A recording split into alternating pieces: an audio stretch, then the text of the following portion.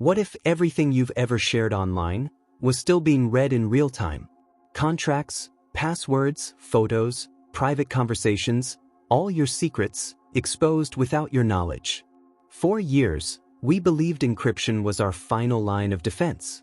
But that trust was built on a code that has already been broken. Tech companies, governments, and banks already know. They just didn't tell you. A digital collapse began in silence, far from headlines, far from the public eye. And as you hear this message, it may have already happened. The story we're about to reveal is not just a warning. It's a forbidden file, carefully hidden, about the end of privacy in the digital age. You'll understand why you'll never be alone again, not even offline. In recent years, strange digital anomalies began to multiply. Smart TVs turned on by themselves, showing private photos never uploaded online. Smart speakers whispered back fragments of conversations no one remembered saying aloud. Entire bank transactions vanished without any digital trail. While these cases appeared isolated, patterns began to emerge. Cybersecurity experts noticed a common thread: cloud-connected devices. What once seemed like technical glitches hinted at something far more dangerous. These devices depend entirely on modern encryption, systems once hailed as unbreakable. But even the strongest walls fall when the right pressure is applied. Encryption methods like RSA and IS, long trusted to guard global data, were showing signs of silent failure. Breaches were happening without explanation, often leaving no evidence. Some began to suspect that our last line of defense had already been bypassed. But no one wanted to believe it. Not until it was too late. Behind closed doors, analysts connected the dots. The failures weren't random, they were symptoms of a deeper collapse. A collapse that started far from headlines, hidden behind terms like network error or firmware update. Yet the truth was darker. Someone or something was breaking into encrypted systems once thought untouchable. Private information was no longer private. The digital age had a hole in its armor, and few noticed it in time. Governments and corporations took notice, but remained silent. Internal reports were classified, and quiet transitions began. New protocols, offline backups, and even physical records made a return in critical sectors. Hospitals, banks, and military installations shifted operations away from the cloud. It was a subtle retreat, a controlled rollback from a system that could no longer be trusted. The public, of course, remained unaware. That was the point. The deeper implication is chilling. If digital defenses are crumbling, how much of your life is still secure? Every photo, message, or file stored online might already be exposed. Not in the future. The concept of online safety may be obsolete. This is not paranoia. It's observation. And the pieces are already in place for something much larger than we're being told. Experts now speak of a digital extinction event, one not announced, but quietly unfolding. The systems we depend on weren't designed to survive this level of exposure. The illusion of control was always fragile. And now, with encryption compromised, the collapse is accelerating. What we called privacy was just a pause, a temporary illusion, and it's ending. This isn't a theory. It's a transformation already in motion. As you watch this video, the invasion of your digital life may already be underway. There is no alarm, no visible threat. Only silence. And that's what makes it so effective. The end of privacy didn't come with a bang. It came with access. Since ancient times, humans have hidden information behind codes. From Egyptian hieroglyphs to Spartan skittles, to the famous Enigma machine of World War II, encryption evolved with our need to protect secrets. But every code, no matter how sophisticated, has shared one fatal flaw: time. Encryption is never truly unbreakable. It's only secure until someone, or something, finds a way through it. And that time has now arrived. Modern encryption methods like RSA and IS are built on mathematical puzzles involving enormous prime numbers. These problems were once believed to be unsolvable within any human lifetime. Cracking a single 2048-bit key could take billions of years with classical computers. That belief is what gave us confidence. That illusion of safety became the foundation of digital life. banking, communication, government files, all locked behind equations. But the math has changed. Quantum computing is not just a concept, it's a revolution. Unlike classical computers that process bits as either 0 or 1, quantum machines operate with qubits, units capable of existing in multiple states at once. This allows quantum processors to explore vast mathematical possibilities simultaneously. In theory, that makes breaking encryption exponentially faster. In practice, it means the future has already caught up with the present. And we weren't ready. For years, quantum breakthroughs were kept behind closed doors. But leaks and research papers hinted at a disturbing truth. Quantum supremacy, the moment when quantum computers outperform traditional ones, had already been achieved. Institutions quietly began pivoting away from vulnerable systems. Academic circles debated ethics. Governments, however, remained silent. Their silence was not ignorance. It was preparation. Encryption, once our greatest defense, is now becoming obsolete. Quantum algorithms like Shor's can dismantle RSA encryption with terrifying efficiency. What once took eons now takes minutes. And when one entity gains access to that kind of power, secrecy dies. No password, no blockchain, no firewall can stand against it. The game was never meant to last forever, only long enough for power to shift. Behind every secure message lies a ticking clock, a moment when its protective shell will collapse. We are living in a narrow window of digital privacy, one that's shrinking by the second. Everything we've stored, protected, and encrypted is now vulnerable. The era of trust in digital locks is over. We've built our civilization on sand, believing it to be steel. The public narrative still clings to outdated assumptions. News outlets speak of quantum threats as if they're decades away. But the insiders know they've already arrived. We are not preparing for quantum decryption. We are reacting to it too late. The real question isn't when quantum computers will break the system. It's who already has. Encryption never promised safety.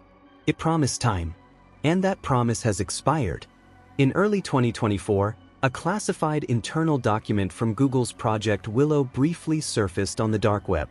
The file, marked confidential, described a breakthrough in quantum error correction, a long-standing barrier in quantum computing. It detailed how their engineers successfully factored a 2048-bit RSA key, the same type used to secure global financial systems. Within hours, the document vanished from the internet. But not before a few cybersecurity researchers downloaded and mirrored it. The damage had already been done. A digital Pandora's box had been opened, and no one could close it. The implications were staggering. A 2048-bit key, once considered unbreakable, had fallen in minutes to a quantum algorithm running on a prototype machine. This wasn't a test. It was a successful attack on a live encryption protocol. Governments and corporations immediately entered crisis mode. Emergency briefings were held behind closed doors. Sensitive data was relocated to cold storage. Some intelligence agencies activated dormant contingency plans written decades ago. Yet, to the public, everything remained normal. There were no headlines, no warnings, just silence. Forum threads began appearing across niche cybersecurity communities. Anonymous users posted fragments of the leaked document, while moderators scrambled to delete the evidence. Some claimed the leak was a hoax. Others swore they had seen the math. A few whistleblowers hinted that the breach wasn't limited to Google. They alleged that China and a European research lab had made similar progress and were now collaborating in secret. If true, it meant that global encryption standards had already collapsed, and only a select few knew. By mid-2024, strange shifts began to occur across major tech companies. Sudden job postings for post-quantum security experts. Mass purges of legacy encryption systems from internal servers. Internal memos leaked, showing executives demanding offline protocols and analog communication tools. Large banks abruptly stopped supporting encrypted cloud backups.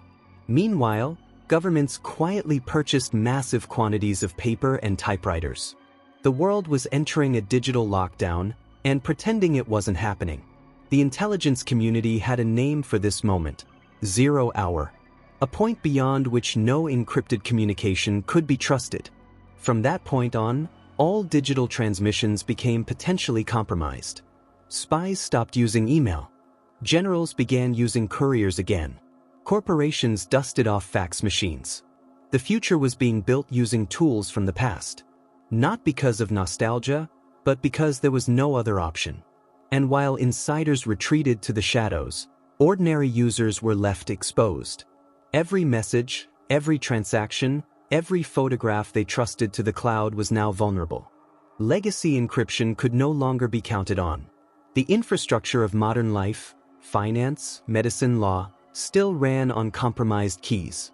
It was a global vulnerability hidden in plain sight. And most had no idea. What's more terrifying is the realization that there was no public reckoning, no press conference, no coordinated response. Just quiet adjustments made in boardrooms and war rooms. The public internet carried on like nothing had happened.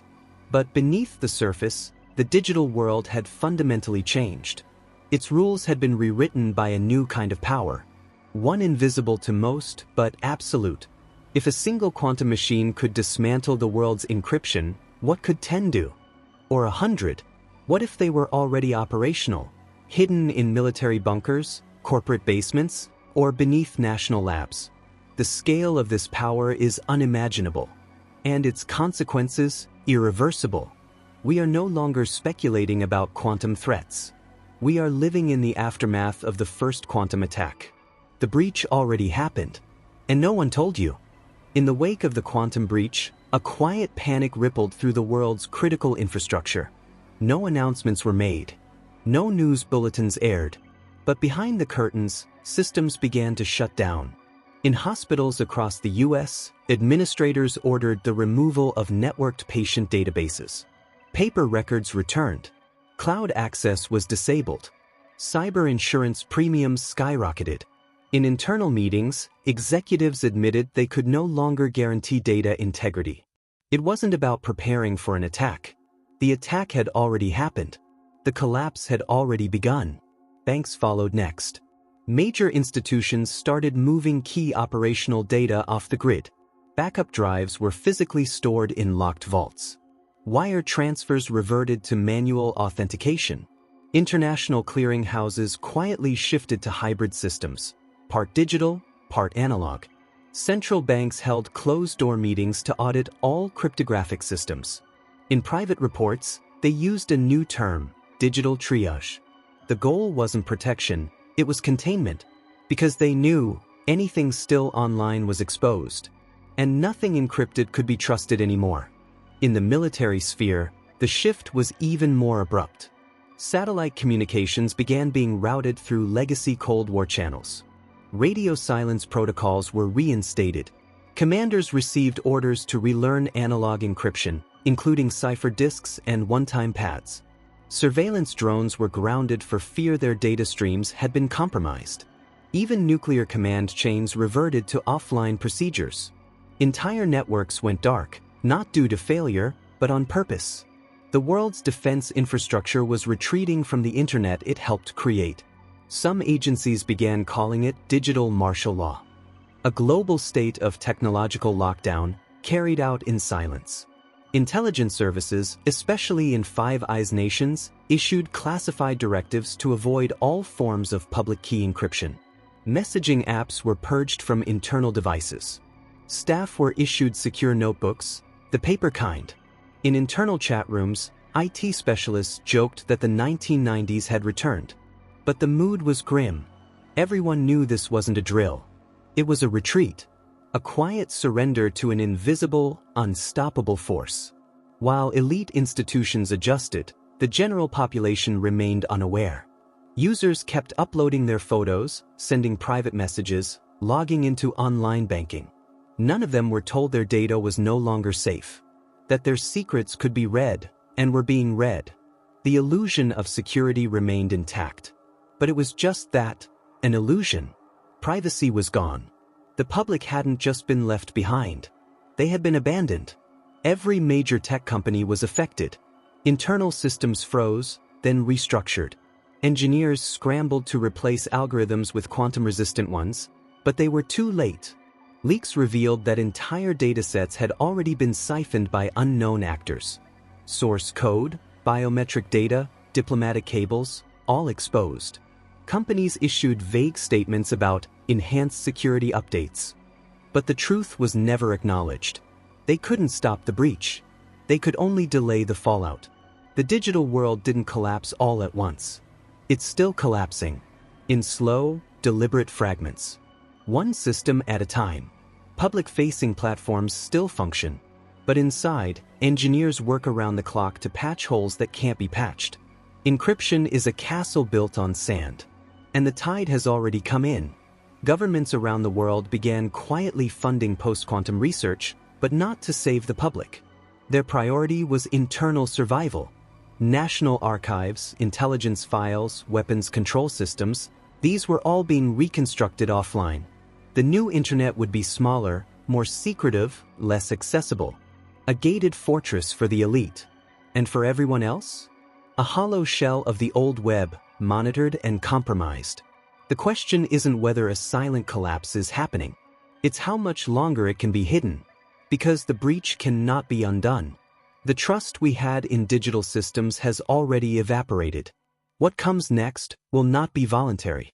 Bitcoin was once hailed as the fortress of digital autonomy, decentralized, encrypted, immune to control. But that promise was built on a foundation of cryptographic keys that now lie vulnerable. Quantum computers don't break the blockchain itself. They break the locks that protect it. Every Bitcoin wallet relies on a private key. Once that key is cracked, the contents are open to anyone. And someone has started knocking.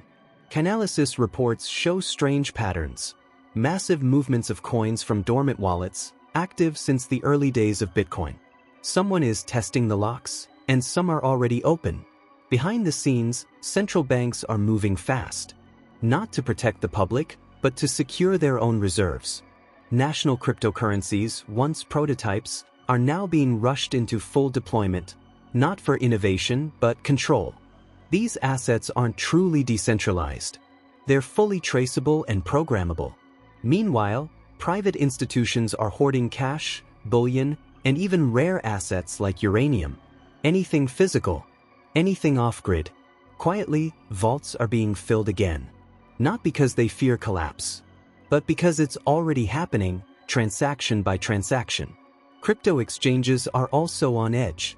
Internal logs from major platforms reveal escalating anomalies, failed authentications, unauthorized transfers, unexplained outages. Tech teams blame bugs. But insiders know better. In 2024, a white paper circulated among cybersecurity experts. Its anonymous author claimed that quantum decryption was now being used in live attacks. The targets? Wallets with outdated security, held by unsuspecting users.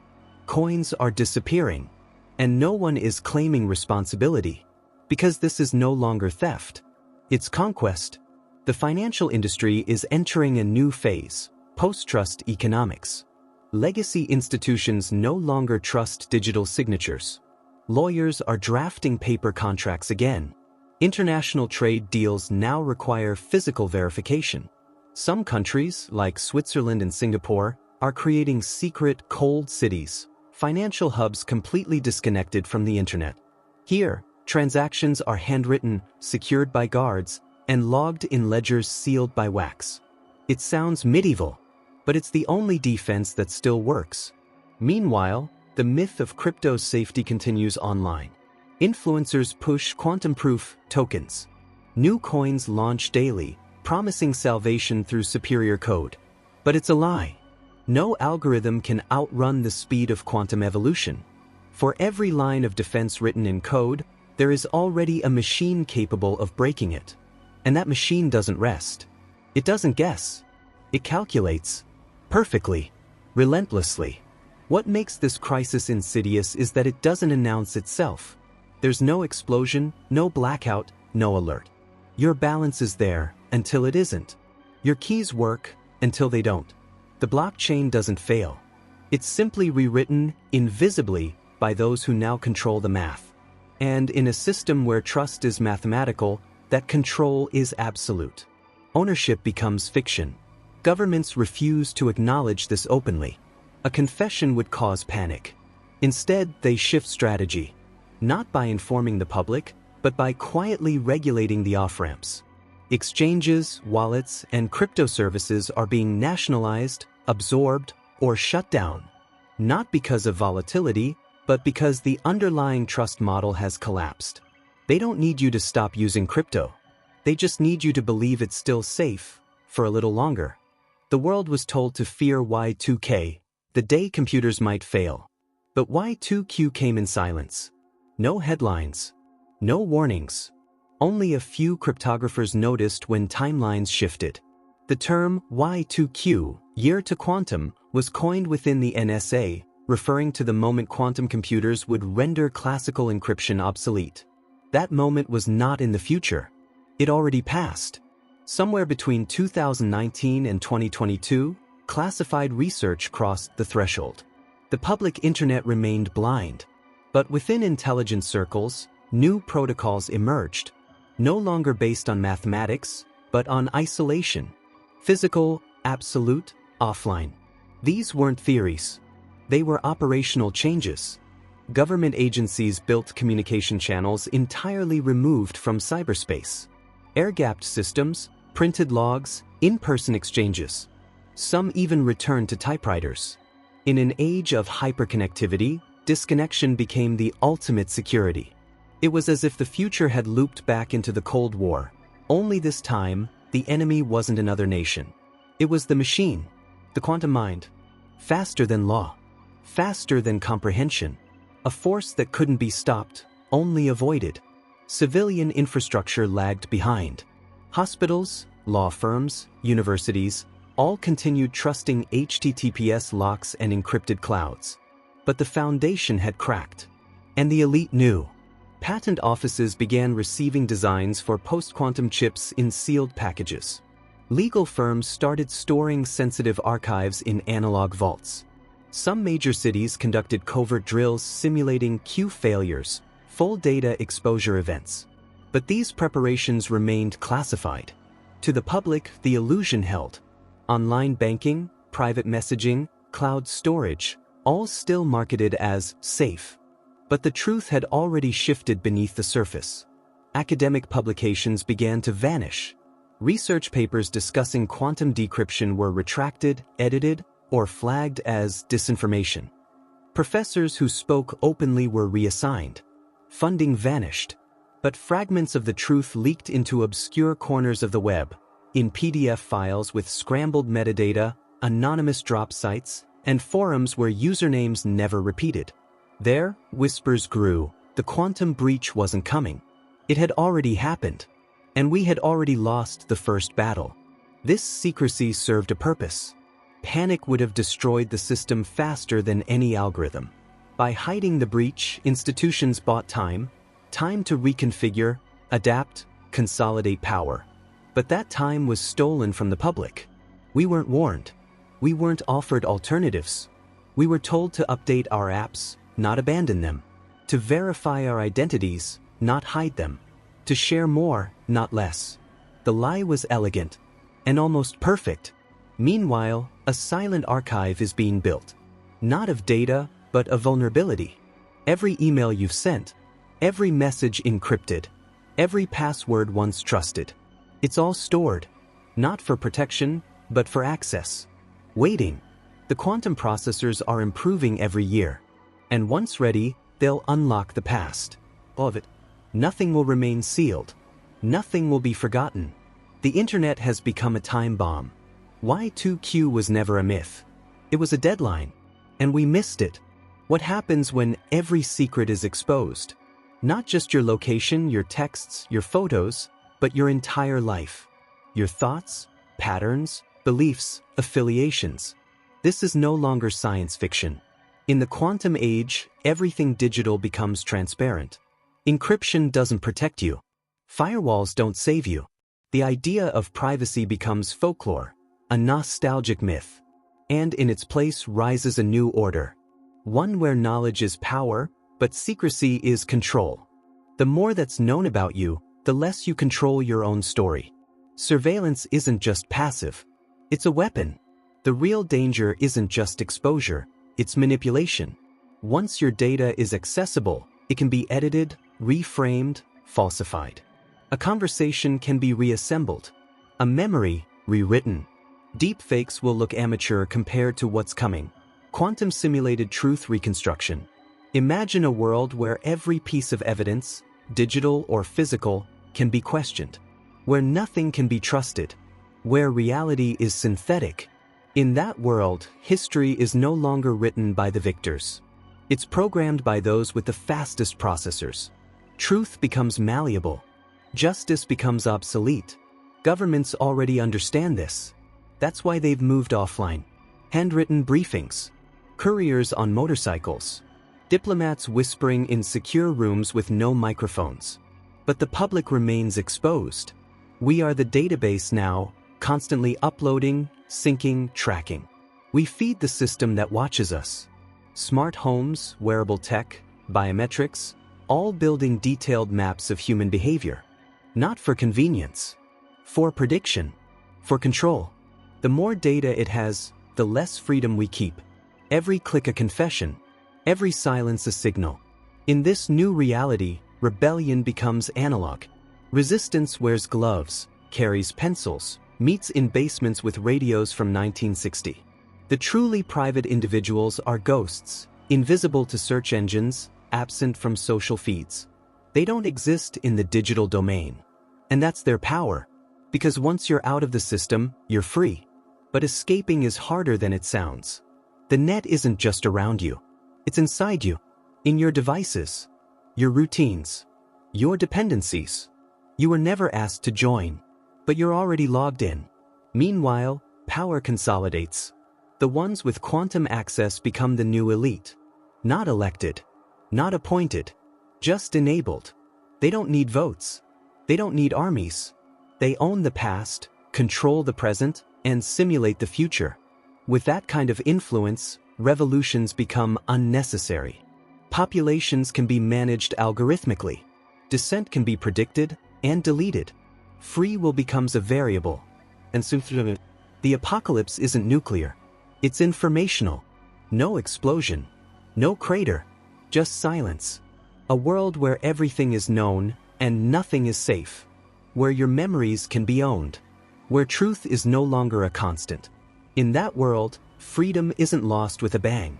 It erodes slowly, invisibly, through every update, every sync, every permission granted. And by the time we notice, we'll already be too late. Throughout this video, we walked a fine line between technology and conspiracy. We investigated strange failures in connected devices, the silent rise of quantum computers, and the breakdown of the encryption that once held our digital trust. We saw how governments and corporations acted in secret, while the public remained vulnerable, living under the illusion of security. We explored the gradual disappearance of privacy, the collapse of digital finance, and the emergence of a new order where information is the most powerful weapon. What once seemed distant is already among us. But what if all of this is true? What if your entire life, your conversations, medical records, bank transactions, private photos, is already in the hands of people you will never meet? What if the collapse of privacy isn't a future threat, but a silent reality that has already begun? Would you be prepared to live in a world where even the past can't be trusted? Now, we want to know what you think. Do you believe digital privacy is truly over? Or is there still time to reverse this dark path? Leave your comment below and share your thoughts. Like this video, send it to someone who needs to hear this. Subscribe to the channel and activate the bell so you don't miss the next secrets we're about to reveal. Because in a world where everything is watched, the only protection left is knowing what they don't want you to discover.